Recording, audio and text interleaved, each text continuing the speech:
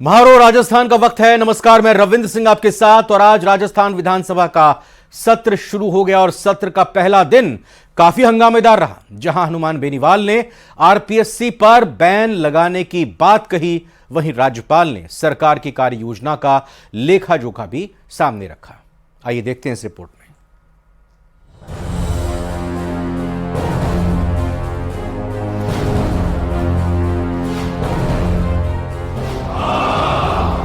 जो पक्ष में हो ना कहें। विधानसभा में जमकर हंगामा।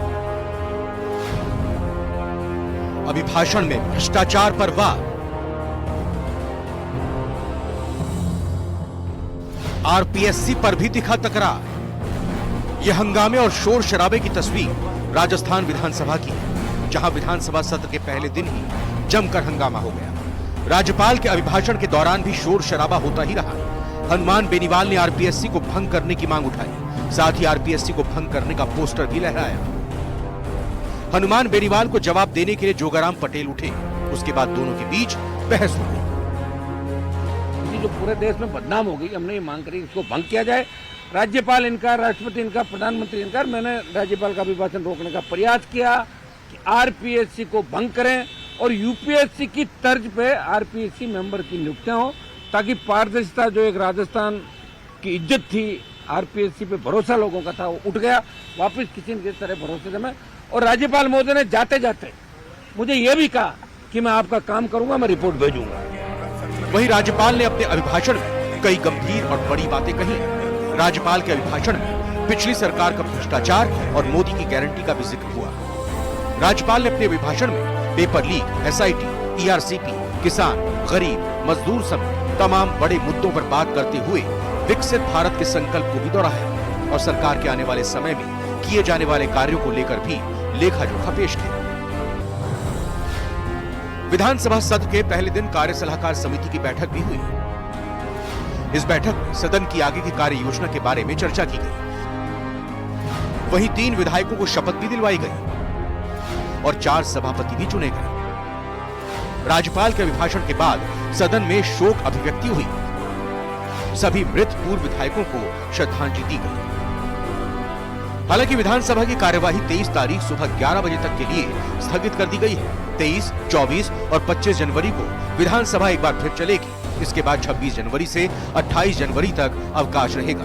29 और 31 जनवरी को विधानसभा की कार्यवाही फिर से होगी। Bureau report, news 18 Rajasthan. और वहीं नेता प्रतिपक्ष टीकाराम जूली ने कहा कि पूर्ववर्ती सरकार को कटघरे में खड़ा करना किसी भी सूरत में ठीक नहीं है। हालांकि जो संवैधानिक प्रक्रिया है, राज्यपाल वही बोलते हैं जो कैबिनेट बना के उनको भेजती है। लेकिन इस प्रकार से पुरानी सरकार को कटघरे में खड़े कर रहे हैं, हमारी योजनाओं को गलत बता रहे हैं। ये परिपाटी जो चला रखी ना कि जो कैबिनेट कहेगी उस पे अक्षर से ही बोलना है, कम से कम खुद का भी विवेक उस पे लगाए। विधानसभा में जीत का झंडा फहराने के बाद बीजेपी अब लोकसभा चुनाव में जीत के लिए जुट गई है और इसे लेकर बीजेपी मुख्यालय में ताबड़तोड़ बैठकें हो रही हैं और रणनीति पर मंथन किया जा रहा है। क्या कुछ हुआ आज, इस रिपोर्ट में देखिए।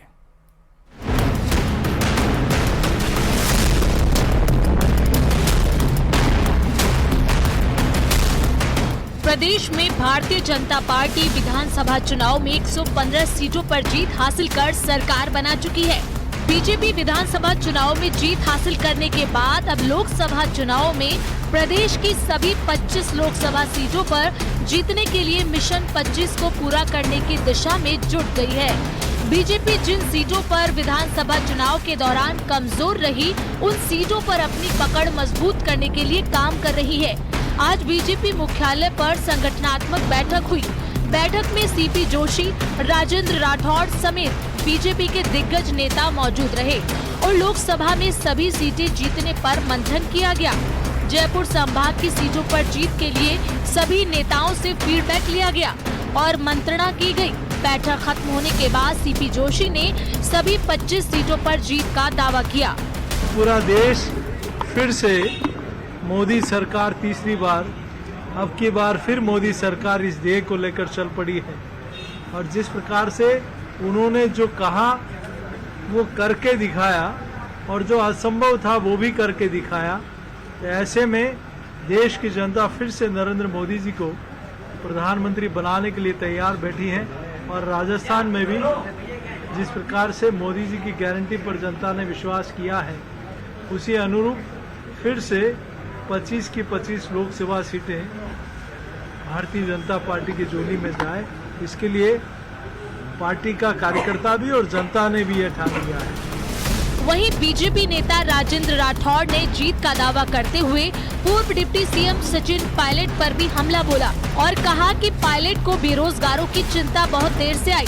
कांग्रेस सरकार में सबसे ज्यादा बेरोजगारी थी। पायलट साहब को राजस्थान के बेरोजगारों की संख्या बड़ी विलंब से आई। वो भूल गए कि उनकी सरकार के कालखंड में देश में सर्वाधिक बेरोजगारी की दर 28.5%, इस बेरोजगारी की दर ने रिकॉर्ड बनाया था। बीजेपी लोकसभा चुनाव से पहले अपना जनाधार मजबूत करने के लिए निर्दलीय और कांग्रेस के बड़े नेताओं को अपने साथ लाने की तैयारी में है। बीजेपी चाहती है कि दलित वोट बैंक कांग्रेस के पास से खिसक जाए। पहले ही बीजेपी उन जनाधार वाले नेताओं को घेराबंदी करने में जुट गई है। लोकसभा चुनाव से पहले बीजेपी कोई कसर नहीं छोड़ना चाहती है।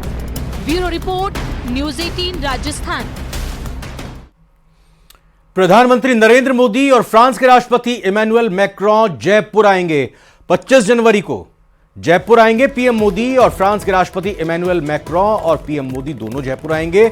गणतंत्र दिवस पर आपको बता दें कि अतिथि के तौर पर फ्रांस के राष्ट्रपति भारत आ रहे हैं और 26 जनवरी को परेड में वो हिस्सा लेंगे, लेकिन इससे पहले 25 जनवरी को जयपुर में दोनों ही का आगमन होगा। मैक्रों का दिल्ली से जयपुर आगमन है प्रस्तावित और 25 जनवरी की सुबह 8 बजे जयपुर आएंगे मैक्रों। फ्रांस सरकार के 2 बड़े विमान जयपुर एयरपोर्ट आएंगे, एक में प्रेसिडेंट मैक्रों, दूसरे में उनके डेलीगेट्स आएंगे। पीएम मोदी दोपहर बाद जयपुर आ सकते हैं। राजस्थान के कई पर्यटन स्थलों का भ्रमण कर सकते हैं। वहीं आपको बता दें कि 25 जनवरी की शाम को ही जयपुर से दिल्ली के लिए रवाना हो जाएंगे। तो 25 जनवरी का दिन खास होने वाला है, अहम होने वाला है, क्योंकि 26 जनवरी यानी गणतंत्र दिवस से एक दिन पहले 25 जनवरी को फ्रांस के राष्ट्रपति इमैनुअल मैक्रों, उनके डेलीगेट्स और प्रधानमंत्री नरेंद्र मोदी दोनों जयपुर आएंगे और कई पर्यटक स्थल जयपुर के देखेंगे, ये खबर आ रही है। तो जयपुर की यह बड़ी खबर आपको बता देते हैं, पीएम मोदी और मैक्रों का जयपुर में रोड शो भी होगा। जी हां, राजस्थान कल्चर से, राजस्थान की संस्कृति से पीएम मोदी फ्रांस के राष्ट्रपति मैक्रों को रूबरू कराएंगे। 6 किलोमीटर लंबा ये दोनों का ही रोड शो होगा। खुली जीप में जयपुर को मोदी और मैक्रों मिलकर निहारेंगे। प्रदेश के नेताओं को इस संबंध में जिम्मेदारियां बांट दी गई हैं। तो आगमन होगा फ्रांस के राष्ट्रपति और प्रधानमंत्री नरेंद्र मोदी का जयपुर में, पर्यटक स्थल पर जाने का कार्यक्रम और 6 किलोमीटर लंबे रोड शो का भी खुली जीप में दोनों का कार्यक्रम है। और जहां जहां से रोड शो गुजरेगा वहां की व्यवस्थाओं की जिम्मेदारी भी सौंप दी गई है। राजस्थान कल्चर से बेहतर तरीके से रूबरू हों फ्रांस के राष्ट्रपति, इसको लेकर पूरे तरीके से तैयारी शुरू हो चुकी है।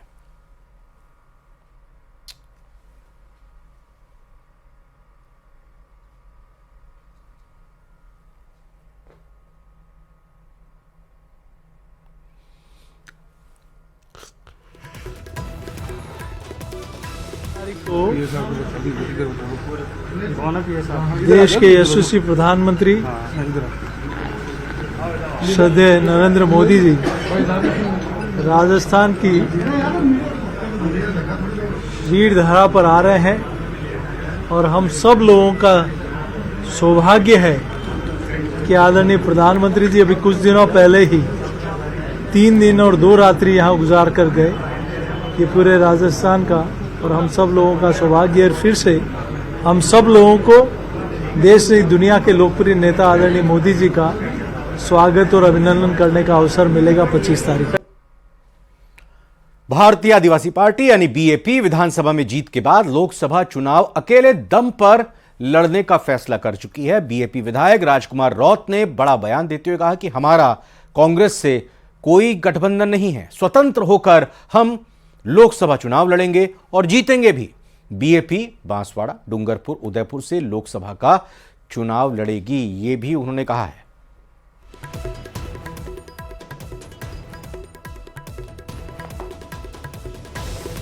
तो विधानसभा चुनाव में सफलता के बाद अब बीएपी का यह बड़ा ऐलान और बड़ा दावा कि लोकसभा चुनाव लड़ेंगे और जीतेंगे। बांसवाड़ा डूंगरपुर सीट के अलावा उदयपुर से लोकसभा का चुनाव लड़ने का फैसला भारतीय आदिवासी पार्टी ने किया है। अपना आने वाला जो लोकसभा चुनाव होगा, उस लोकसभा चुनाव के अंदर हम अभी तक का जो हमारी स्थिति है कि हम पूर्ण रूप से स्वतंत्र होकर चुनाव लड़ेंगे, क्योंकि देश के जो हालात है उस हिसाब से लग रहा है। एक तरफ एनडीए गठबंधन हो रहा है, लेकिन एनडीए गठबंधन भी लड़खड़ा रहा है, उसका कोई अभी तक क्लियर चीज़ें नहीं हुई है और हम लोग स्वतंत्र रूप से ही चुनाव लड़ेंगे, किसी से लगभग गठबंधन नहीं करेंगे। कांग्रेस का कोई विजन क्लियर नहीं है अभी तक, राजस्थान के अंदर या पूरे देश में भी क्लियर नहीं हो पाया है। एनडीए गठबंधन में भी लोग कंफ्यूज ही रहते हैं, उनका किसी प्रकार का कोई स्टैंड नहीं है और हमारे साथ भी अभी तक किसी प्रकार की कोई क्लियर बातचीत नहीं हुई है, उनकी तरफ से भी कोई मैसेज नहीं है। तो हम लगभग पूर्ण रूप से स्वतंत्र होकर चुनाव लड़ते। गठबंधन की बात होती तो हो सकता है हम विधानसभा में ही हो जाता, अगर सिचुएशन होती है, उनकी भावना होती है, सिचुएशन हम जो डिमांड कर रहे थे उसके हिसाब से होता, तो हो सकता है हम लोग निर्दलीय ही और पूर्ण रूप से स्वतंत्र होकर हमारी भारत आदिवासी पार्टी चुनाव लड़ेगी। 100% आश्वस्त है इस बार हम डूंगरपुर, बांसवाड़ा और उदयपुर दोनों लोकसभा सीटें हम किसी भी कंडीशन में निकालेंगे। अपना आने वाला जो लोकसभा चुनाव, राज्य सरकार द्वारा 5000 से ज्यादा राजीव गांधी युवा मित्रों को हटाने के निर्णय के खिलाफ कांग्रेस ने बीजेपी की नीतियों पर सवाल उठाए। जयपुर में इसके खिलाफ युवा मित्र सामूहिक रूप से शहीद स्मारक पर 7 दिनों से धरना दे रहे हैं। वहीं 3 दिन से आमरण अनशन पर भी बैठे हैं। प्रदर्शनकारी युवा मित्रों से कांग्रेस नेता सचिन पायलट ने मुलाकात की। सचिन पायलट ने कहा कि सरकार राजीव गांधी युवा मित्र योजना के बेरोजगारों को लेकर संवेदनशीलता पूर्वक विचार करें। सचिन पायलट के साथ धरना स्थल पर कई कांग्रेस विधायकों और नेताओं ने युवा मित्रों से मुलाकात की।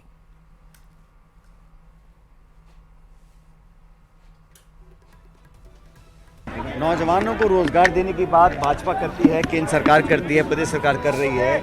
और जब चुनाव लड़े गए थे तब ये कहा गया था कि नौजवानों को अवसर दिए जाएंगे। तो मेरा आग्रह है कि जिन लोगों को ऑलरेडी सर्विस पर रखा गया है उनको अगर हम बढ़ा नहीं सकते, उसमें इजाफा नहीं कर सकते, उनको परमानेंट करके और कोई विकल्प नहीं ढूंढ सकते, तो कम से कम जो स्थिति बनी हुई है उसमें लोगों के रोजगार खत्म कर कर नौकरियाँ कम करने का जो काम हो रहा है, इसका हम सब विरोध करते हैं। और मैं सरकार से भी चाहता हूँ कि इतने सारे हजारों नौजवानों को जिनको सरकार ने नौकरी पर रखा था, अगर आपको किसी एक नाम से आपको परहेज है, उसका नाम बदलना चाहते हैं, टर्म्स कंडीशंस बदलना चाहते हैं, कुछ प्रावधानों में बदलाव करना चाहते हैं, उन सब के लिए चर्चा करें, कोई दिक्कत नहीं है। लेकिन पढ़े लिखे शिक्षित नौजवान जिनको रोजगार ऑलरेडी मिला हुआ है उनसे आप रोजगार छीन लें, मैं इसको गलत कदम मानता हूं। पेपर लीक मामले में एसओजी की ताबड़तोड़ छापेमारी देखने को मिली है। एसओजी की पूर्वी राजस्थान के कई जिलों में कार्रवाई हुई। जयपुर और दौसा समेत कई ठिकानों पर एसओजी ने रेड डाली। पेपर लीक मामले में वांछित अपराधियों पर कार्रवाई की गई है। प्रदेश में करीब 50 आरोपियों को चिन्हित किया गया।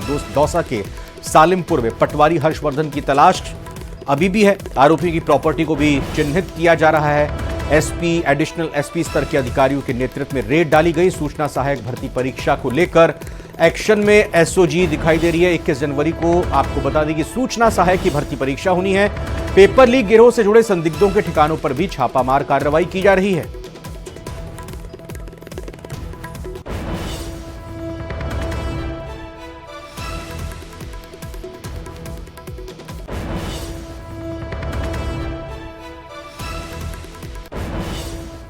बीसलपुर बांध से राहत की खबर है। पेयजल सप्लाई लाइन की लीकेज में अब सुधार हो गया है।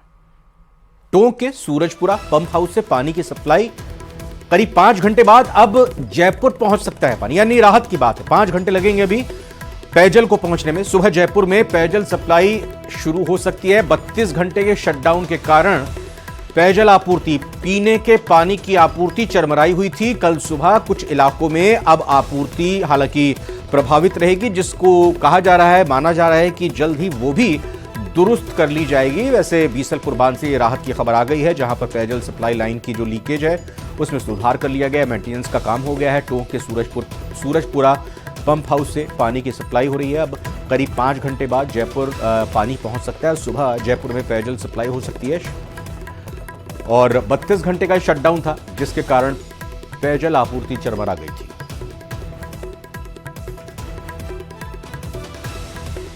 केंद्र में आरक्षण की मांग को लेकर जाट समाज मैदान में उतर गया है। सरकार को 22 जनवरी तक का समय दिया है। हालांकि इस महापड़ाव को देखते प्रशासन भी चौकस हो गया है। इसी पर देखिए हमारी ये खास रिपोर्ट।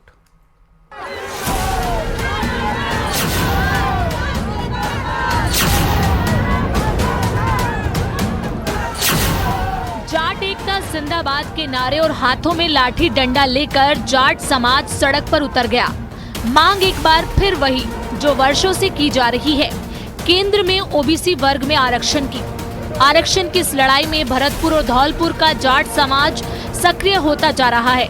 भरतपुर के उज्जैन तहसील के गांव जयचौली में महापड़ाव का आज तीसरा दिन है, जहां लगातार जाट समाज के लोगों की संख्या बढ़ती जा रही है। आज महापड़ाव में बड़ी संख्या में महिलाएं लाठियां लेकर पहुंची और कहा कि अब हम आर पार की लड़ाई के मूड में हैं। इसके साथ ही सरकार की सद्बुद्धि के लिए जाट समाज ने महापड़ाव स्थल पर ही हवन यज्ञ किया। वहीं जाट समाज ने सरकार को 22 जनवरी तक का वक्त दिया। 22 तारीख के बाद आंदोलन की नई रूपरेखा तैयार की जाएगी। संख्या की बात तो ऐसी है कि 1 बजे महापड़ाव का हम विधिवत शुरुआत करते हैं। गांव से लोग आते हैं। अभी 22 तारीख तक हमारा गांधीवादी तरीके से ये महापड़ाव चल रहा है। 22 तारीख की शाम को 5 बजे हम लोग निर्णय लेंगे और रणनीति तय करेंगे। अगर 22 तक सरकार चेतती है, सरकार हमारी बात को गंभीरता से लेती है, तो सरकार को हम धन्यवाद देंगे। हमारी ना तो सरकार से कोई व्यक्तिगत लड़ाई है, न किसी पार्टी से लड़ाई है, हमारे बच्चों के हक और अधिकार की लड़ाई है। हालांकि महापड़ाव को देखते हुए प्रशासन भी तैयार नजर आ रहा है। गांव को छावनी के रूप में तब्दील किया गया है। बड़ी संख्या में एसटीएफ की बटालियन, आरएसी की टीम और कई थानों की पुलिस को रेलवे पुलिस के जवानों के साथ तैनात किया गया है। प्रशासन महापड़ाव स्थल के आसपास हर एक गतिविधि पर नजर बनाए हुए है। हालांकि सितंबर 2021 में भी जाट समाज ने चक्का जाम किया था। तब पूर्व मुख्यमंत्री अशोक गहलोत ने 28 दिसंबर 2021 को दोनों जिलों के जाटों को केंद्र की ओबीसी में आरक्षण देने के लिए केंद्र सरकार को सिफारिशी पत्र लिखा था। उसके बाद आरक्षण संघर्ष समिति दिल्ली ओबीसी कमीशन से मिला। केंद्र सरकार के मंत्रियों से भी मुलाकात की, लेकिन आरक्षण नहीं मिल सका। रणनीति बनाई जाएगी कि अब आगे क्या करना है। 22 जनवरी तक ये महापड़ाव शांतिपूर्ण तरीके से चलेगा। आज महापड़ाव का तीसरा दिन, जाट समाज के लोग लगातार महापड़ाव में पहुंच रहे हैं और ऐसे में अब जो आगे की रणनीति है वो पंच पटेलों द्वारा बैठक करके आगे की रणनीति बनाई जा रही है। कैमरा पर्सन मनीष के साथ दीपक पुरी, न्यूज 18 भरतपुर। इस ऑपरेशन को सर्द हवा नाम दिया गया है। एक तरफ राम मंदिर की प्राण प्रतिष्ठा तो दूसरी ओर गणतंत्र दिवस को देखते हुए भारत पाकिस्तान की सीमा पर चौकसी को बढ़ाया जा रहा है। ऑपरेशन सर्द हवा के दौरान सेक्टर हेडक्वार्टर के सभी अधिकारी और जवान सीमा पर मौजूद रहेंगे। 27 जनवरी तक बॉर्डर पर तारबंदी के नजदीक जवानों के साथ उनकी हौसला अफजाई करने अधिकारी भी तैनात रहेंगे। दरअसल सर्दियों के मौसम में दुश्मन घने कोहरे का फायदा उठाकर घुसपैठ करते हैं।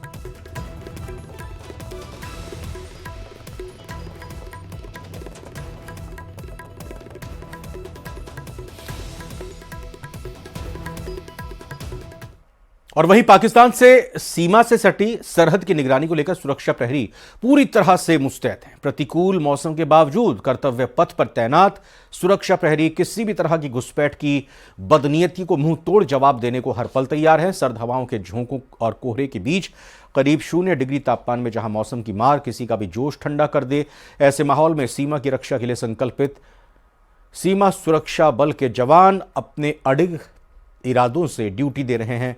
सर्द मौसम में सीमा सुरक्षा बल चौकसियों पर नफरी यानी जाब्ता बढ़ा दिया गया है और निगरानी तंत्र का दायरा फैला दिया गया है। ऑब्जर्वेशन पोस्ट से जवान सीमा रेखा पर नजरें जमाए हुए हैं और हर एक हरकत की रिपोर्ट अपने अधिकारियों को दे रहे हैं। रात के समय भी एम्बुश लगाकर सतत रूप से पेट्रोलिंग की जा रही है। किसी ने सच ही कहा है कि अगर ऊपर वाला आपसे कुछ छीनता है तो उसके बदले आपको कुछ देता जरूर है और बढ़कर देता है। कोटा में इसकी मिसाल देखने को मिली, जहां 3 अनाथ बच्चियों की शादी एक निजी कोचिंग इंस्टीट्यूट ने बेहद आलीशान तरीके से संपन्न कराई। विवाह समारोह में लोकसभा स्पीकर से लेकर पुलिस प्रशासन के बड़े अधिकारी शामिल हुए और इस शादी समारोह ने एक मिसाल भी पेश की।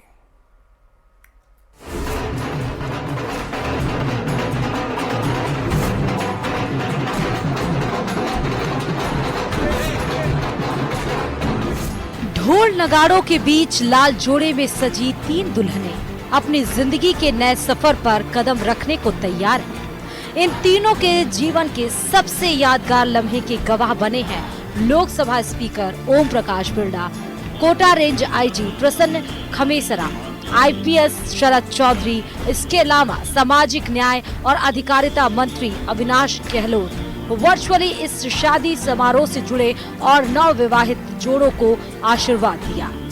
मैं समझता हूँ कि ये जो हम हमारे परिवार के लिए करते हैं उससे बढ़कर ये काम हुआ।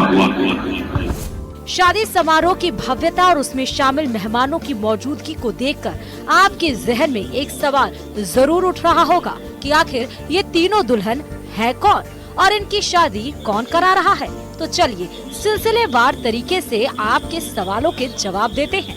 मीनाक्षी, पूनम और सुनीता बचपन में ही अपने परिवार से बिछड़ गई थी। अब तक इनका जीवन या तो अलग अलग संस्थाओं में गुजर रहा या फिर नारी निकेतन में, लेकिन कोटा के एक निजी संस्थान ने इन तीनों की शादी का बीड़ा उठाया।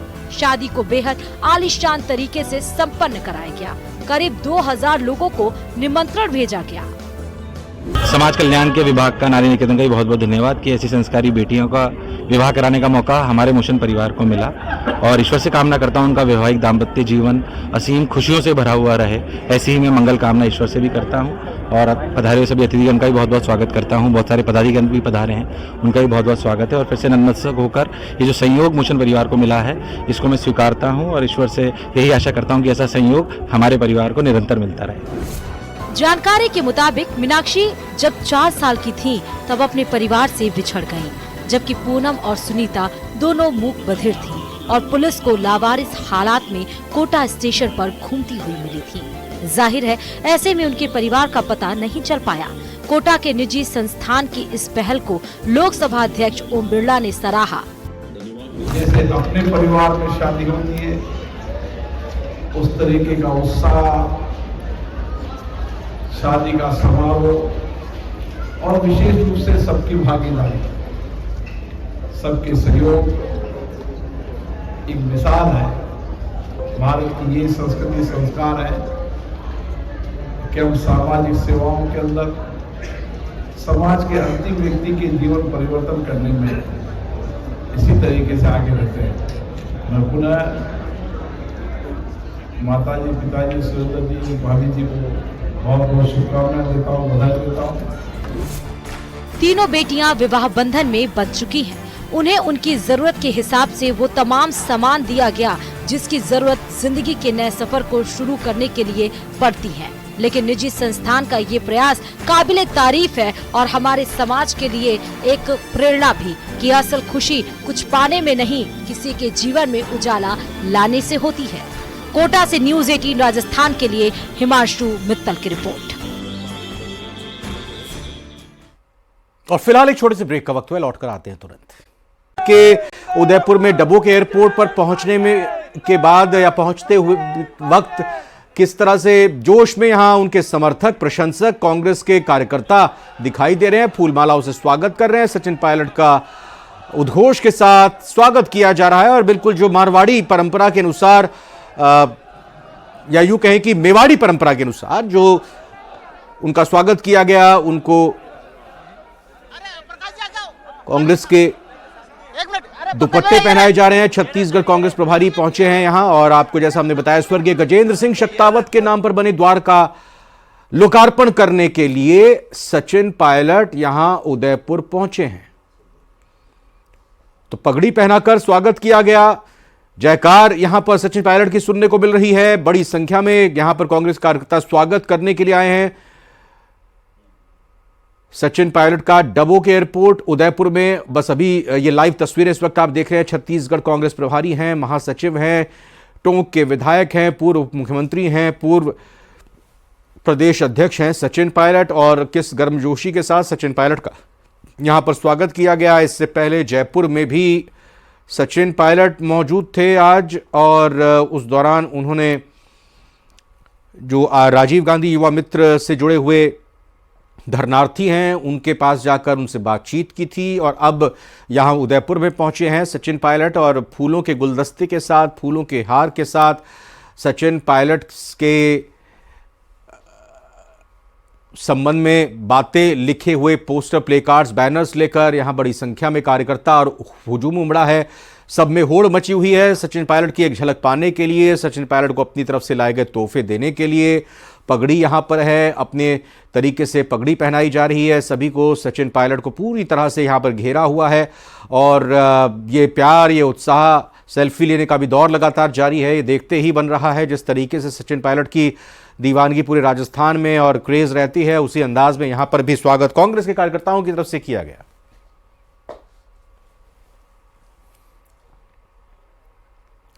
और आइए अब रुक करते हैं फटाफट अंदाज में 50 जिलों की खबरों का।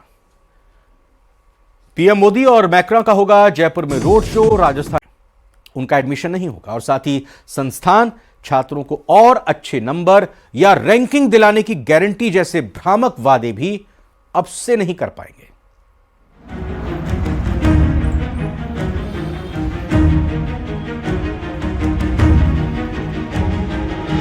कोचिंग संस्थानों पर सरकार का शिकंजा। 16 साल से छोटे बच्चों की नो एंट्री। नियमों और शर्तों के उल्लंघन पर लगेगा जुर्माना। कोर्स छोड़ने पर संस्थान को लौटानी होगी फीस। शिक्षा मंत्रालय ने जारी की नई गाइडलाइंस। शिक्षा मंत्रालय ने कोचिंग इंस्टीट्यूट्स के लिए नई गाइडलाइंस जारी की है। इसके तहत अब कोचिंग इंस्टीट्यूट्स 16 साल से कम उम्र के छात्रों का दाखिला नहीं कर सकते। कोचिंग सेंटर किसी छात्र से मनमानी फीस नहीं वसूल सकेंगे। अच्छे नंबर या रैंक दिलाने की गारंटी नहीं दे सकते। संस्थान में माध्यमिक परीक्षा के बाद ही होगा नामांकन। मोरल क्राइम के दोषी फैकल्टी को नहीं ले सकते। फायर और भवन सुरक्षा संबंधी एनओसी होनी चाहिए। साइकोलॉजिकल काउंसलिंग की सुविधा भी देनी होगी। कोर्स की अवधि के दौरान फीस नहीं बढ़ाई जा सकेगी। कोर्स को बीच में छोड़ने पर बची फीस वापस करनी होगी। रिफंड में हॉस्टल और मेस भी शामिल होंगे। गाइडलाइंस फॉलो नहीं करने पर 1 लाख रुपए तक का जुर्माना देना होगा। ज्यादा फीस वसूलने पर रजिस्ट्रेशन रद्द होगा। ये गाइडलाइंस 12वीं के बाद जेईई, नीट, क्लैट जैसे एंट्रेंस एग्जाम और सभी प्रतियोगी परीक्षाओं की तैयारी कराने वाले कोचिंग सेंटर्स के लिए बनाई गई है। स्टूडेंट्स की आत्महत्या के बढ़ते मामलों, क्लासेस में आग की घटनाओं और कोचिंग सेंटर्स में सुविधाओं की कमी को देखते हुए शिक्षा विभाग ने ये गाइडलाइंस जारी की हैं। न्यूज़ 18 राजस्थान के लिए कोटा से हिमांशु मित्तल की रिपोर्ट। अयोध्या में 16 जनवरी से शुरू हुए प्राण प्रतिष्ठा अनुष्ठान का आज चौथा दिन है। कुछ देर में अस्थायी मंदिर में राम लला के दर्शन बंद हो जाएंगे। 22 जनवरी को प्राण प्रतिष्ठा के बाद नए मंदिर में 23 जनवरी से श्रद्धालुओं को दर्शन मिलेंगे। इससे पहले गुरुवार को रामलला की मूर्ति को गर्भगृह में बने आसन पर रख दिया गया था। कारीगरों ने मूर्ति को आसन पर खड़ा किया। इस प्रक्रिया में 4 घंटे लगे। इसके बाद रामलला की पहली संपूर्ण तस्वीर भी सामने आ गई, जो आपकी टीवी स्क्रीन पर है। न्यूज़ 18 राजस्थान पर एक्सक्लूसिव देख लीजिए इस तस्वीर को। बताया गया है कि अब मूर्ति को गंध वास के लिए सुगंधित जल में रखा जाएगा, फिर अनाज, फल और घी में भी रखा जाएगा। आज श्री रामलला का वैदिक मंत्रोच्चार के साथ औषधाधिवास, केसराधिवास, घृताधिवास कराया गया और फिर आरणी मंथन से कुंड में अग्नि प्रकट की गई। श्री रामलला 20 जनवरी को वास्तु शांति के बाद सिंहासन पर विराजेंगे। इस बीच अयोध्या में हर ओर भव्य नजारा है। अयोध्या में रामलला की मूर्ति की प्राण प्रतिष्ठा का क्रेज अब लोगों के सिर चढ़कर बोल रहा है। आम हो या फिर खास, हर कोई इस दिन के लिए कुछ ना कुछ अपने तरीके से प्लान कर रहा है। गर्भवती महिलाओं के लिए 22 जनवरी को डिलीवरी की प्लानिंग के बाद अब डॉक्टर भी कुछ खास प्लान कर रहे हैं। वो क्या है, इस रिपोर्ट में देखते हैं।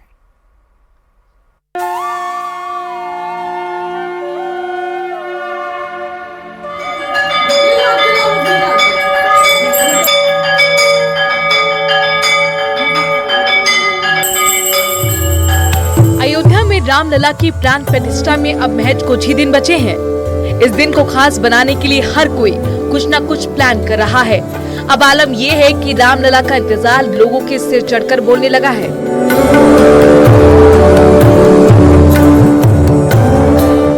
गर्भवती महिलाओं ने 22 जनवरी को ही डिलीवरी करने के दिन के तौर पर चुना है, जिसके बाद अब भगवान राम की असीम आस्था ही है कि विज्ञान को मानने वाले भी भक्ति से सराबोर नजर आ रहे हैं। जयपुर के डॉक्टर्स ने उस दिन ऑपरेशन थिएटर में रामधुन बजाने का प्लान किया है। डॉक्टर्स का कहना है कि रामलला आएंगे, बस ये शब्द ही पॉजिटिव वाइब्स दे रही हैं। इससे डिलीवरी के वक्त गर्भवती महिलाओं पर भी अच्छा असर होगा।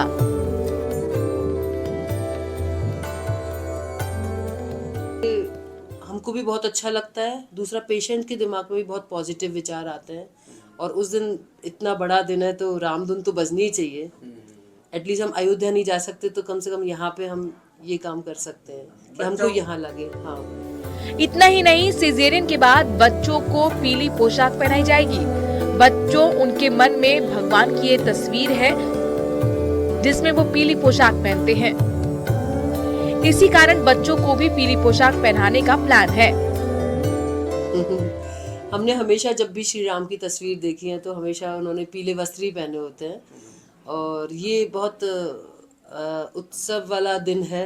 तो जब भी पीले वस्त्र पहनते हैं तो एक उल्लास और मन में हर्षोल्लास, मतलब उल्लास और अच्छा लगता है कि पीले वस्त्र मतलब कोई फेस्टिवल है।